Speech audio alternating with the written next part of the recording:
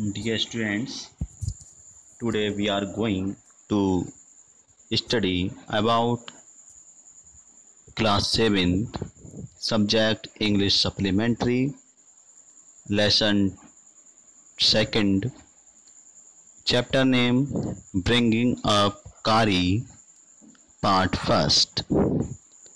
Today we study in this chapter Bringing Up Kari a little elephant. Now we start this chapter.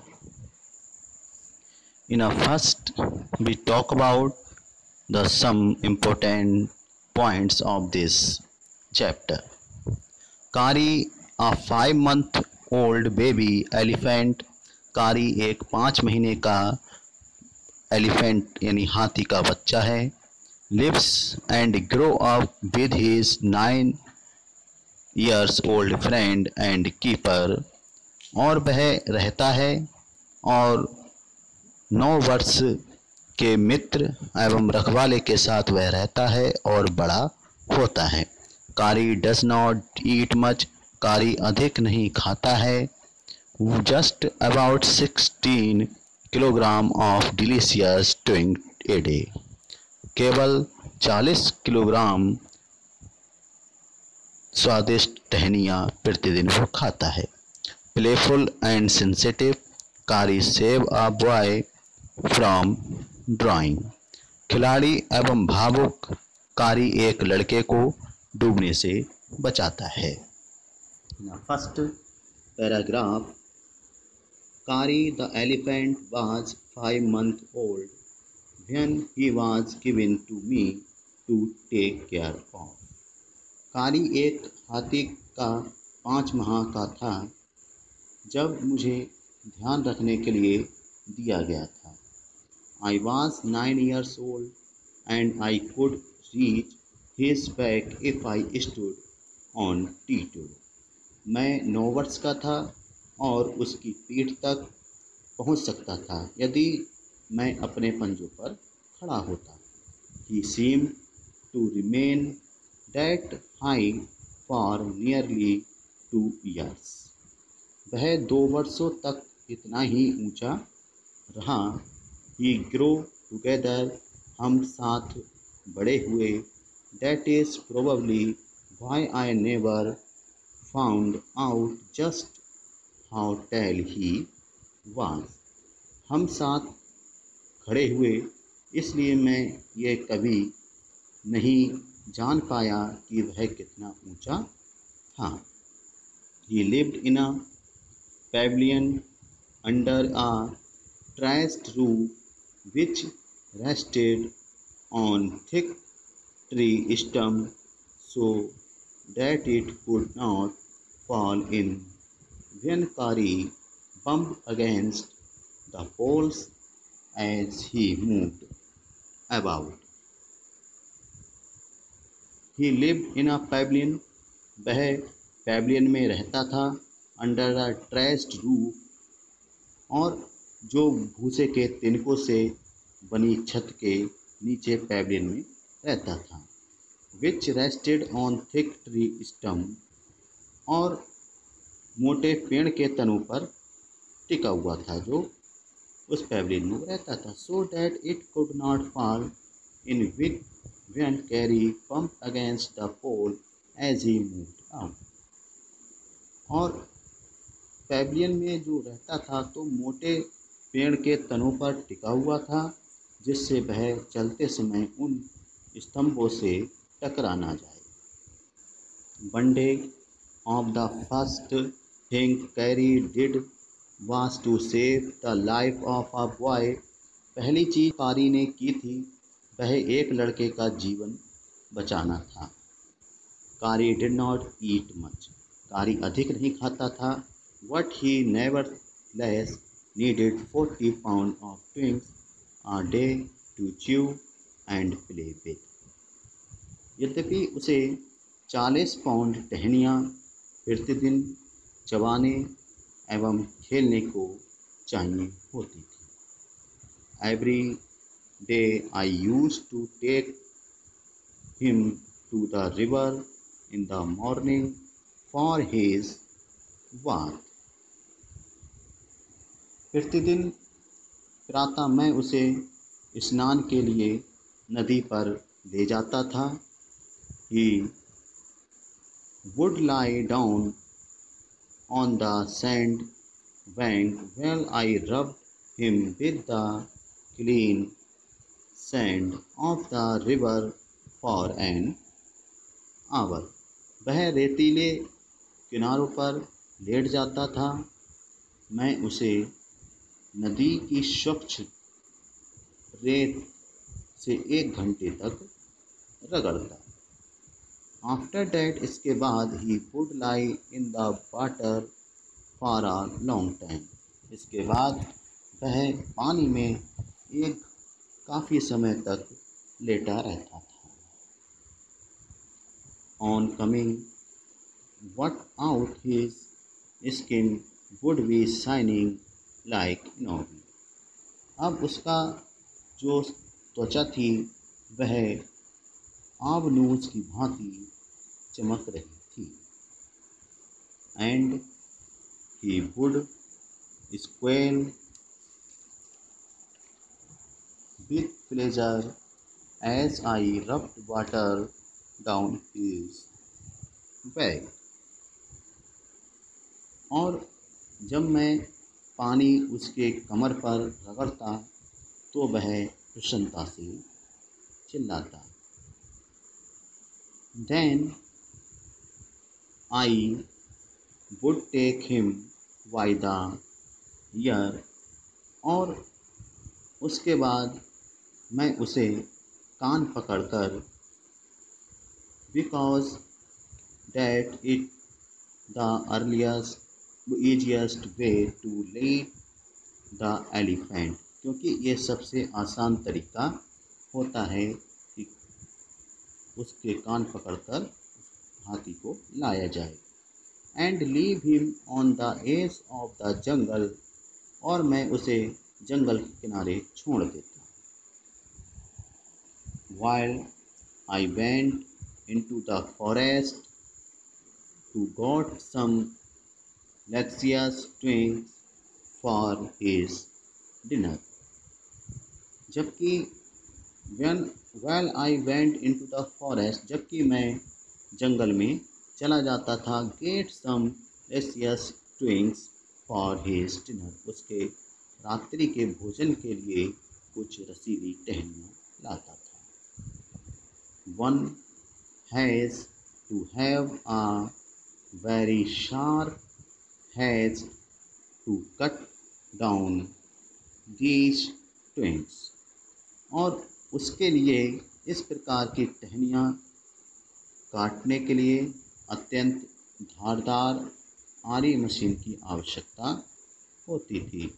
It takes half an hour to sharpen the edge because if a twig is melted, an elephant will not touch it.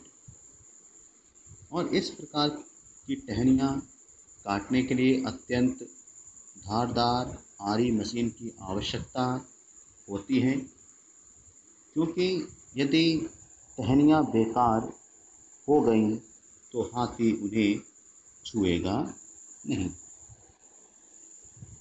It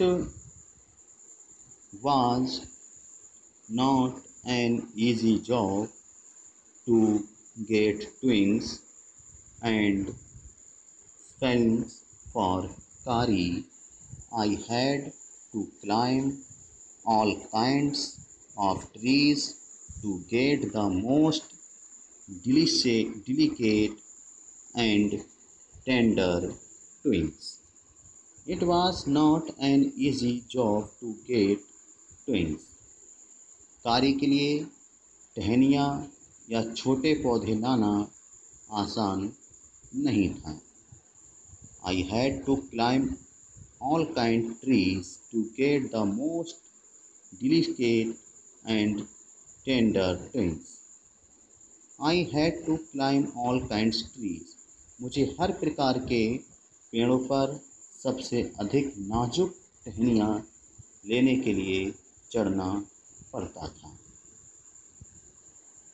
As he was very fond of young branches of the banyan tree, which grows like a catcher of leaves and branches।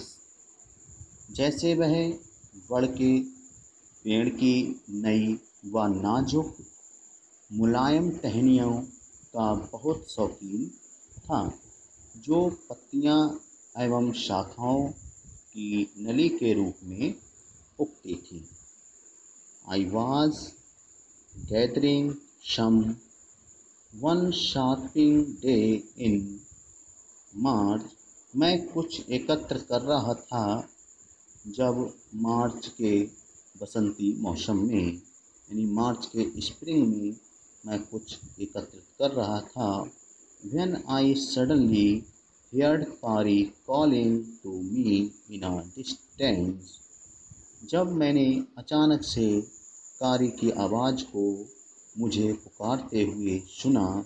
In a distance, कुछ दूरी पर से जब कारी ने अचानक से मुझे पुकारा और मैंने उसे सुना, तो as he was still very young, मुझे लगा कोई उसे चोट पहुंचा रहा है। I call was more like that of a baby than an elephant। I thought somebody was hurting him, so I come down from my tree and ran very fast to the edge of the forest where I had left him, but he was not there। Suddenly, I was gathering some one spring day in March। मैं मार्च के बसंती मौसम में कुछ एकत्रित कर रहा था, तो when I suddenly heard कारी calling to me in distance, तो मैंने कारी को दूर से पुकारते हुए सुना। He was still very young। वह काफ़ी छोटा था। The call was more like that of a baby than an elephant। और जो आवाज़ हाथी की अपेक्षा बच्चे की अधिक लग रही थी। I thought, मैंने सोचा कि somebody was hurting him, कि कोई उसे चोट पहुंचा रहा है। So I came down from my tree। इसलिए मैं पेड़ से नीचे उतरा। And ran very fast to the edge of the forest। और जंगल की ओर तेजी से दौड़ा। Where I had left him। मैंने उसे जहाँ पर छोड़ा था। But he was not there। लेकिन वह वहाँ नहीं था। I looked all over, but I could not find him। मैंने उसे चारों तरफ देखा, लेकिन वह मुझे कहीं नहीं मिला। I looked all over, but I could not find him। मैंने उसको चारों तरफ देखा, but I could not find him। लेकिन वह कहीं नहीं मिला। I went near the edge of the water। मैं नदी के पानी के किनारे गया। And I saw a black something struggling over its surface। और देखा कोई काली सी चीज़ सतह पर हाथ पैर मार रही है। Then it rose higher and it was the trunk of my elephant। जब वह ऊपर उठी तो वह मेरे हाथी की सूंड थी। आई थॉट, मैंने सोचा, ही वॉज ड्राइंग, कि वह डूब रहा है। मैंने सोचा कि वह डूब रहा है। आई वॉज हेल्पलेस, मैं असहाय था। Because I could not jump into the water, क्योंकि मैं पानी में छलांग लगाना नहीं जानता था। And save the 400 pound of him, since he was much higher than, और मैं उस 400 पाउंड को बचाने के लिए पानी में नहीं कूद सकता था, क्योंकि मुझे अधिक ऊंचा था, क्योंकि वह मुझसे अधिक ऊंचा था। What I saw his back rise above the water and the movement of catch my eyes. What, लेकिन मैंने उसकी पीठ को पानी के ऊपर उठते देखा, और जैसे ही उसने मुझे देखा वह चिंघाड़ा, यानी उसने जोर से आवाज़ लगाई एंड हाथ पैर मारकर किनारे तक पहुंचा।